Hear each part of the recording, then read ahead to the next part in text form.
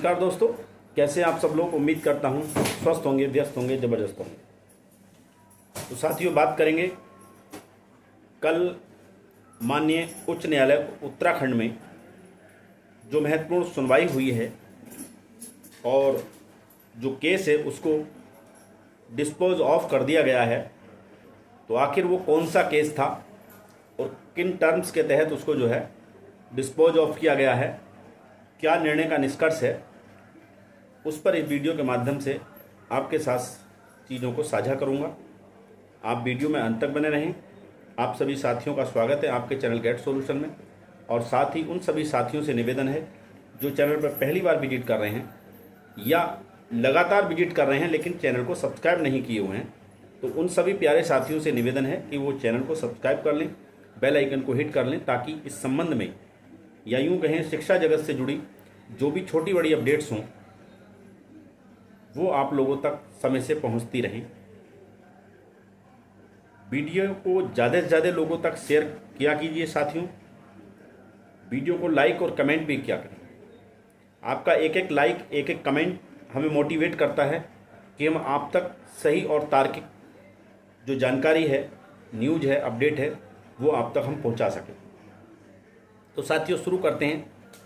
जैसा कि आप सभी जानते हैं, जब 10 दिसंबर 2024 को माननीय सर्वोच्च न्यायालय ने जो रिव्यू पिटीशन था 4961/2024 करके जो निर्णय था, रिव्यू था, उसमें माननीय सर्वोच्च न्यायालय ने 10 दिसंबर को निर्णय दिया था। उस निर्णय के बाद माननीय उत्तराखंड हाई कोर्ट में विश्वनाथ सर की तरफ से एक पिटीशन डाला गया था जो ऑनगोइंग भर्ती है 2024 2906 पदों वाली, उसमें शामिल होने के लिए एक रिव्यू पिटीशन डाला गया था। उसमें आपने देखा कि लगातार उसमें डेट का खेल चलता रहा और वो मामला किसी निष्कर्ष की तरफ नहीं जा रहा था। ये देखते हुए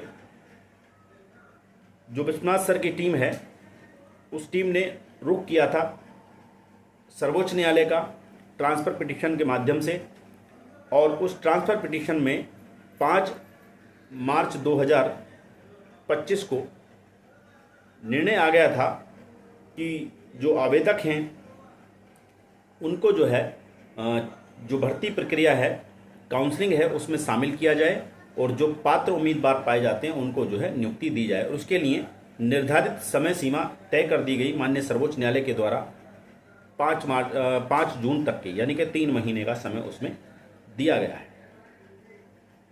तो जो वो केस विश्वनाथ सर के द्वारा डाला गया था, जिसका केस नंबर की हम बात करें तो 2419/2024 केस नंबर है, और उसकी जो सुनवाई हुई है वो रविंद्र सर की बेंच में हुई है, ऑनरेबल जस्टिस रविंद्र सर की बेंच में हुई है। और उसमें जो आपके जो एआरओ हैं मनदीप कालरा जी, वो वीडियो कॉन्फ्रेंस के जरिए जो है उसमें जुड़े और उन्होंने कोर्ट को ये बताया कि ये मामला जो है ऑलरेडी माननीय सर्वोच्च न्यायालय के द्वारा डिसाइडेड है, और उन्होंने लगातार जो है उसमें जो 239 लोग ट्रांसफ़र पिटीशन के माध्यम से माननीय सुप्रीम कोर्ट में गए थे, जिनको लेकर के 5 मार्च 2025 का निर्णय आया हुआ है, उसको लेकर के उन्होंने बात की और लगातार ये कहीं ना कहीं ये कहने का प्रयास किया है कि ये जो ऑर्डर है 5 मार्च का, वो 239 लोगों के लिए है, ये कहने का उन्होंने प्रयास किया है। तो ये मामला था। तो इसमें जो है माननीय सर्वोच्च न्यायालय ने जो टर्म्स हैं, यानी कि 5 मार्च 2025 के ऑर्डर के आलोक में, उसी के हिसाब से इन याचिकाओं को, जो भी इसमें याचिकाएं लगी हुई थी विश्वनाथ सर के अलावा, यानी 24/19/2024 के अलावा जो याचिकाएं 2025 में लगी थी, उन सभी याचिकाओं को उसी ऑर्डर के आलोक में 5 मार्च 2025 का जो ऑर्डर है उसके आलोक में इन सब का निपटारा कर दिया गया, यानी इनको डिस्पोज ऑफ कर दिया गया है। अब जो खबर निकल के आ रही है पेपर के माध्यम से वो आपकी स्क्रीन पे है, आप उसमें देख लीजिए वो न्यूज़ क्या है। उसमें ये कहा गया है कि नैनीताल के नंदन सिंह बोहरा जी, जिन्होंने आप वो परिचित, बहुत सुपरिचित नाम है सबके लिए, सिंगल बेंच से डबल बेंच से जो उत्तराखंड में जीत हुई थी वो उन्हीं की अगुवाई में और उन्हीं की देखरेख में, उन्हीं की लीडरशिप में हुई थी। तो इस पूरी खबर में वो सारा चीज़ें इसमें हैं कि किस तरह से उत्तराखंड सरकार ने जो है 2020-21 की भर्ती निकाली, किस तरह से उसमें NIS DLED वालों ने पार्टिसिपेट किया, किस तरह से NIS DLED वालों को काउंसलिंग के लिए बुलाया भी जा रहा था। बाद में फिर 10 फरवरी 2021 को एक शासनादेश ला करके उनको भर्ती से बाहर किया जाता है। उसके बाद ये मामला माननीय उत्तराखंड हाई कोर्ट में जाता है। पहले सिंगल बेंच से जीत मिलती है, फिर उसके बाद डबल बेंच से जीत मिलती है 14 सितंबर 2022 को। तो ये पूरा मामला इस तरह से हुआ और उसके बाद फिर जयवीर और उत्तराखंड गवर्नमेंट के द्वारा ये मामला सुप्रीम कोर्ट ले जाया गया और जो 14 सितंबर 2022 का जो ऑर्डर था उस ऑर्डर को चैलेंज किया गया था और 28 नवंबर 2023 को किस तरीके से माननीय सर्वोच्च न्यायालय की ऑनरेबल जस्टिस गवई जी की बेंच ने उस ऑर्डर को निरस्त कर दिया था, जिस वजह से जो 20-21 की भर्ती और 22 की भर्ती में जो भी लोग आवेदन किए थे उन लोगों को बाहर करके वो भर्ती 70% तक कंप्लीट हो चुकी थी। उसी के आधार पे रिव्यू पिटीशन के निर्णय का हवाला देते हुए इन लोगों ने डिमांड की कि हमें जो है भर्ती प्रक्रिया में शामिल किया जाए। ये तो खबर है जो आपकी स्क्रीन पे आप देख पा रहे हैं। अब हम ऑर्डर की बात करें तो ऑर्डर भी आपकी स्क्रीन पे है। मैं हिंदी वर्जन में आपको ऑर्डर बता देता हूं क्या है, किस तरीके का ऑर्डर है वो।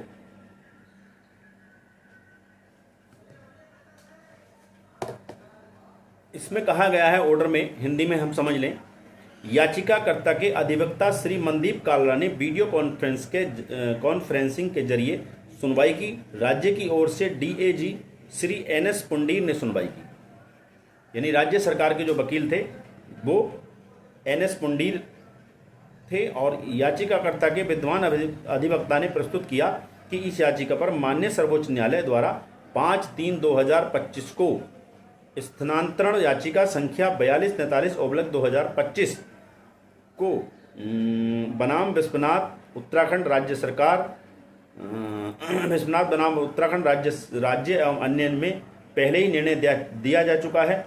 माननीय सर्वोच्च न्यायालय द्वारा पारित निर्णय न्यायालय के आलोकनार्थ प्रस्तुत किया गया है, यानी कि उन्होंने कहा कि जो निर्णय है वो जो है उस आपके सामने प्रस्तुत किया गया है, इसे अभिलेख में दर्ज किया जाए। याचिका पर माननीय सर्वोच्च न्यायालय द्वारा पहले ही निर्णय दिया जा चुका है, यानी कि इसमें यही बात कही गई है जो माननीय सर्वोच्च न्यायालय ने ऑलरेडी निर्णय दिया जा चुका है, उसी के टर्म में हम जो है ये मामले को डिस्पोज ऑफ कर रहे हैं इन याचिकाओं को। तो सवाल फिर वही है कि क्या याचिकाकर्ताओं को शामिल किया जाएगा या जितने भी आवेदनकर्ता हैं उन सबको शामिल किया जाएगा। सवाल वही बना हुआ है। मैं बार बार कहता आ रहा हूं कि ये अभी क्लियर नहीं हुआ है। हाँ, सरकार की अलग अपनी मंशा है, अगर सरकार चाहे तो वो सबको बुला ले, लेकिन अगर ऑर्डर की हम बात करें, माननीय सर्वोच्च न्यायालय का 5 मार्च 2025 का जो ऑर्डर है उसको देखा जाए तो मेरा बार बार मानना यही है कि उसमें जो आवेदक शब्द इस्तेमाल किया गया है वो उन लोगों के लिए इस्तेमाल किया गया है जो लोग माननीय सर्वोच्च न्यायालय में आवेदन कर रहे हैं, अपनी बात रख रहे हैं। उसे आप याचिकाकर्ता भी कह सकते हैं, उसे आप आवेदनकर्ता भी कह सकते हैं। यानी कि जहाँ तक मेरी समझ काम करती है वो यही करती है कि वहाँ पर जो इस्तेमाल किया गया आवेदक का वो याचिकाकर्ता के संदर्भ में ही किया गया है। लेकिन सरकार का जैसा कि 15 अप्रैल 2025 को जो निर्देश दिए गए हैं शिक्षा विभाग को माननीय शासन की तरफ से, उसमें भी आवेदक शब्द का ही इस्तेमाल किया गया है, और उसमें भी ये क्लियर नहीं किया गया है कौन से आवेदकों की बात हो रही है। उसमें यह कहा गया पूर्व में आवेदक। तो सरकार की जो पत्र है जो शासन ने भेजा है, उसके हिसाब से पूर्व आवेदक की बात करें तो उसमें वो सारे आवेदक आ जाते हैं जो 2020-21 से पार्टिसिपेट किए हुए हैं भर्ती में। तो देखना यही होगा कि जब सरकार छठी काउंसलिंग के बुलाएगी तो पिटिशनर्स को बुलाती है या सभी को बुलाती है। ये छठी काउंसलिंग का जब सूचना आएगी, छठी काउंसलिंग की डेट फिक्स होगी और जब वो सूचना आएगी, अनाउंस होगी डेट, तो उसमें किन किन लोगों को बुलाया जाएगा वो उस समय क्लियर सामने चीज़ें हो पाएंगी। फिलहाल अभी हम कयासों पर ही बात कर सकते हैं, एक अनुमान के तौर पे हम बात कर सकते हैं। अगर हम माननीय सर्वोच्च न्यायालय के ऑर्डर की बात करें जिसके टर्म्स में ये जो मामला डिस्पोज ऑफ किया गया है, तो ऐसे में मामला जो है कुल मिला के ये है कि ऑर्डर तो यही कहता है कि पिटिशनर्स के लिए अगर हम बात करें उच्च न्यायालय के ऑर्डर की, तो उसमें भी यही कहा गया है कि याचिकाकर्ता के अभ्यर्थनों पर विचार किया जाए, जो याचिकाकर्ता हैं उनके अभ्यर्थनों पर विचार किया जाए। अब याचिकाकर्ता यहाँ पे इस केस में रिलेटेड याचिकाकर्ता की बात की जा रही है, ट्रांसफर पिटीशन में रिलेटेड जो याचिकाकर्ता उनकी बात की जा रही है, या जो अन्य केसों में याचिकाकर्ता हैं उनकी बात की जा रही है। तो साथियों, अगर हम अन्य केसों की बात करें तो अन्य केस अगर इसके साथ टैग हैं और टैग होने के बावजूद ये निर्णय आया याचिकाकर्ता, तो वो सारे याचिकाकर्ता आ जाएंगे जो इस केस में टैग केस है और उनमें याचिकाकर्ता हैं।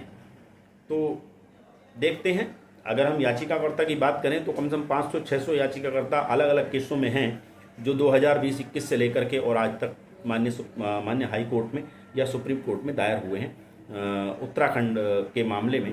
तो 500-600 याचिकाकर्ता हैं। तो देखते हैं अब सरकार इन 500-600 याचिकाकर्ताओं को ही आमंत्रित करती है काउंसलिंग के लिए, या जनरल वे में वो सभी को आमंत्रित करेगी जिन लोगों ने भी 2020-21 से लेकर अब तक आवेदन किया हुआ। ये समय के गर्त में मामला है। जैसे ही छठी काउंसलिंग की डेट अनाउंस होगी तो उसी से क्लियर हो पाएगा कि भाई ये मामला किस तरीके से सरकार इसको ले रही है। तो साथियों, मैंने आपको ऑर्डर भी समझाया, न्यूज़ के बारे में भी बताया, और जो केस की बैकग्राउंड है वो भी मैंने आपके सामने स्पष्ट तौर पे साझा की है।